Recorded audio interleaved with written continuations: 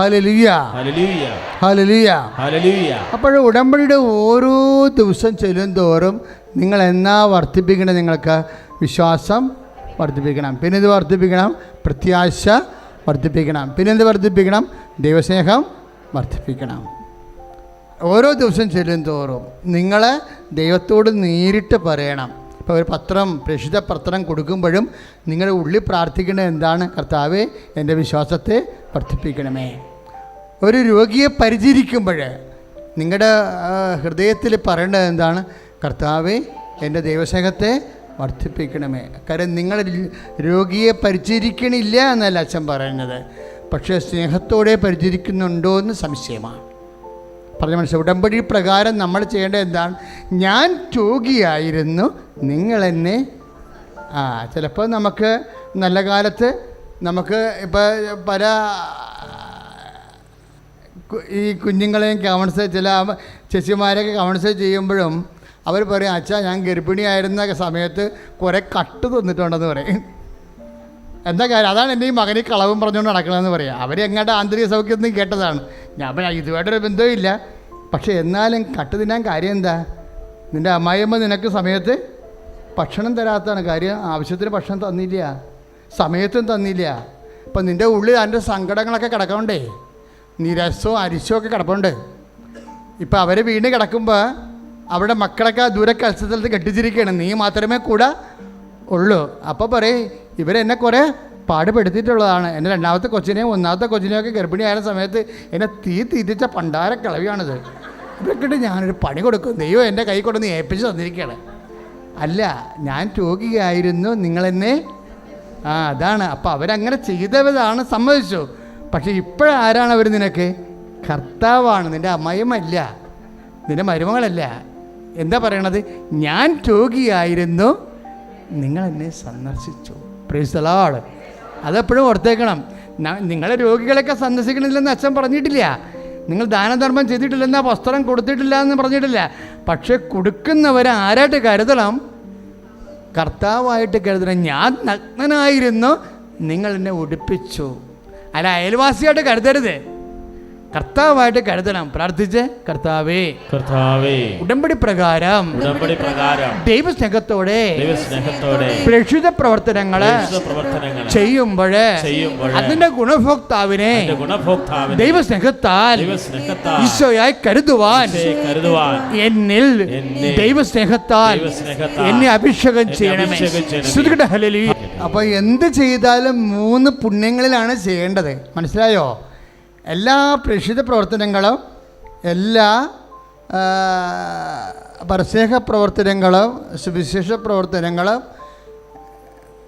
ഉപവിപ്രവർത്തനങ്ങളും നമ്മൾ ചെയ്യണത് സാങ്കേതികമായിട്ടല്ല. അച്ഛൻ എങ്ങനെ പറഞ്ഞു, ഉടമ്പടിയിൽ ഇങ്ങനെ എഴുതിയിരിക്കുന്നു, അതുകൊണ്ട് ഞങ്ങളിങ്ങനെ ചെയ്യുന്നു എന്ന് പറയുമ്പോൾ സാങ്കേതികമാകും.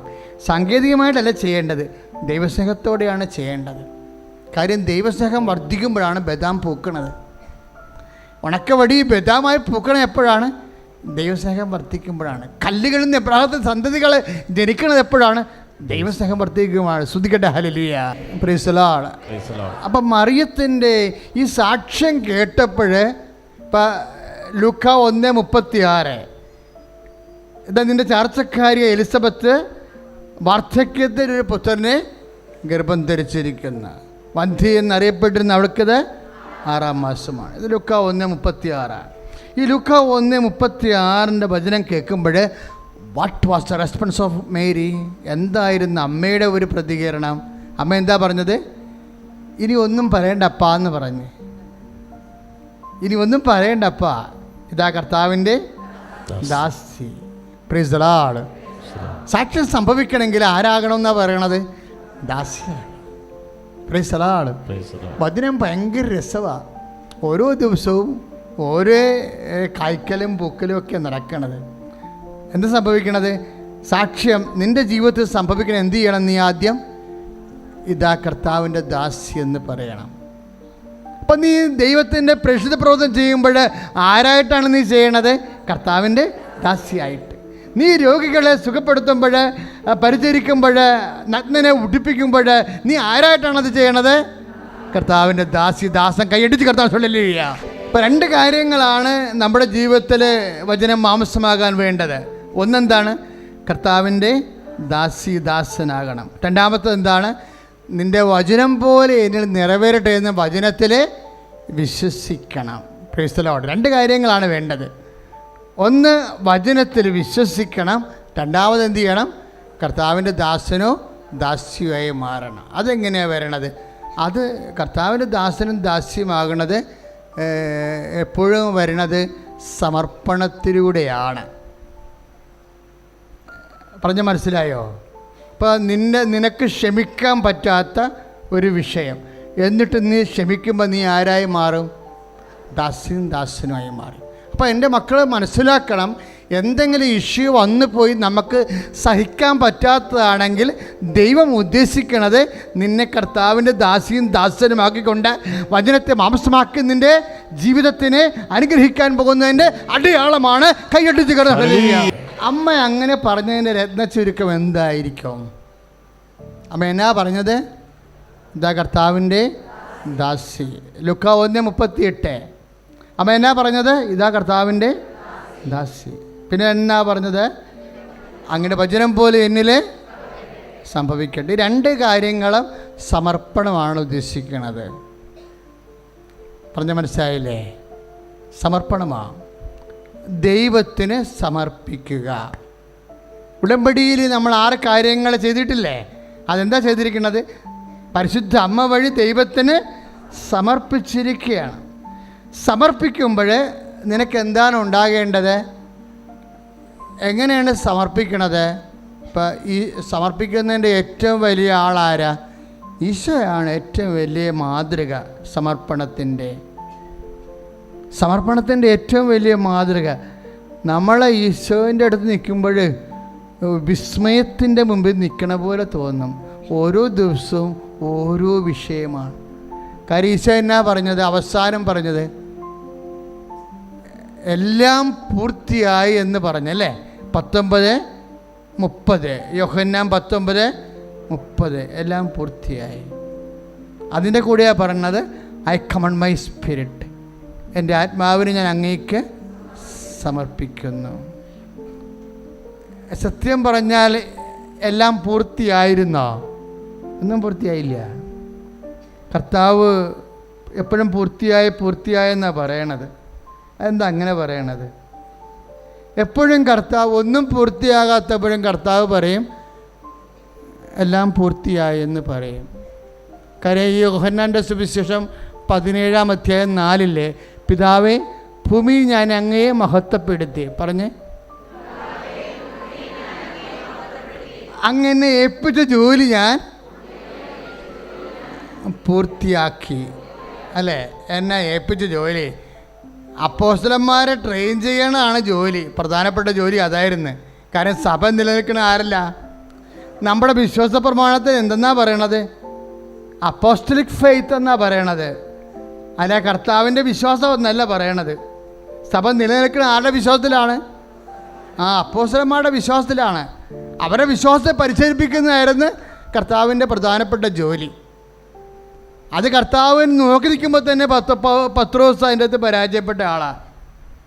പത്രോസിനെ വിശ്വാസത്തെ പരിശീലിപ്പിക്കുന്നത് പോലും പൂർത്തിയായിട്ടില്ലായിരുന്നു. ശരിയാണോ?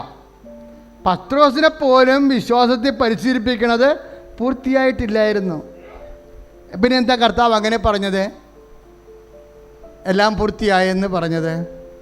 കുരിശിലും പറഞ്ഞല്ലോ എല്ലാം പൂർത്തിയായെന്ന്. നമ്മൾ ഗെത്സമനയിൽ 17:4 പറഞ്ഞ വചനങ്ങൾ കുരിശിൽ 19:30 പറഞ്ഞു. എന്താണ്? ഇറ്റ് ഈസ് അക്കംപ്ലിഷ്ഡ്, എല്ലാം പൂർത്തിയായെന്ന്. ഒന്നും പൂർത്തിയാകാത്തപ്പോൾ എല്ലാം പൂർത്തിയായെന്ന് പറയണമെങ്കിൽ എന്ത് വേണം?